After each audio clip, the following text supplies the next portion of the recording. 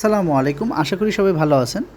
বারি ধান ৫১ হলো বাংলাদেশের ধান গবেষণা ইনস্টিটিউট কর্তৃক উন্নত একটি বন্যা সহনশীল আমন ধানের জাত।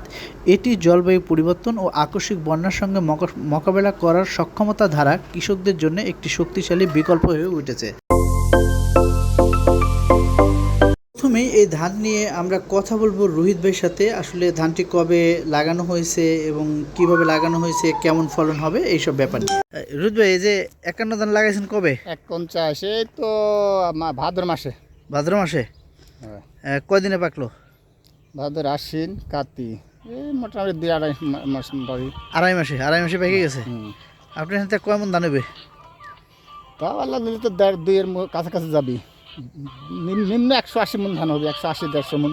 ১০০ মানে যা লাগাইছেন, তাই তো? হ্যাঁ হ্যাঁ। ও, এমনি কি সার, রোগ বিসুখ, অসুখ বিসুখ কমায়? সার ওষুধ কিছু আমরা এইসব ধানে এই ধানে তেমন কিছু ব্যবহার করিনি। ব্যবহার করেন না? মানে ওইটার কিছু করছে ওগুলো নেই। এটাতে যা আছে মানে এমনি হয়েছে। এমনি না? এটা এমনি। ওকে। বারি এই জাতটি বৈজ্ঞানিক পদ্ধতিতে উন্নত করা হয়েছে, যেখানে স্বর্ণা ভারতের জনপ্রিয় একটি জাত এবং সাপ 1 জিনের সমন্বয় রয়েছে। মুক্তি পায় ২০১০ সালে। এটি হাইব্রিডাইজেশন পদ্ধতির মাধ্যমে তৈরি করা হয়েছে। প্রযুক্তিগত বৈশিষ্ট্য আসলে কি? গাছের উচ্চতা প্রায় ৯০ সেন্টিমিটার, ধান দানা মিডিয়াম, বোল্ড, শুদ্ধ ও সাদা। চারা রোপণের সময় কারিব টু বা টি আমন প্রায় মধ্য জুন থেকে জুলাইয়ের মধ্যে। বৃদ্ধিচক্র প্রায় ১৩৫ থেকে ১৪০ দিন, যদিও বন্যার সময় এই সময়টা বৃদ্ধি পেতে পারে। ফলন গবেষণা ও পরীক্ষার সময় ৪ থেকে প্রায় ৫ টন প্রতি হেক্টরে ফলন দেখানো হয়েছে।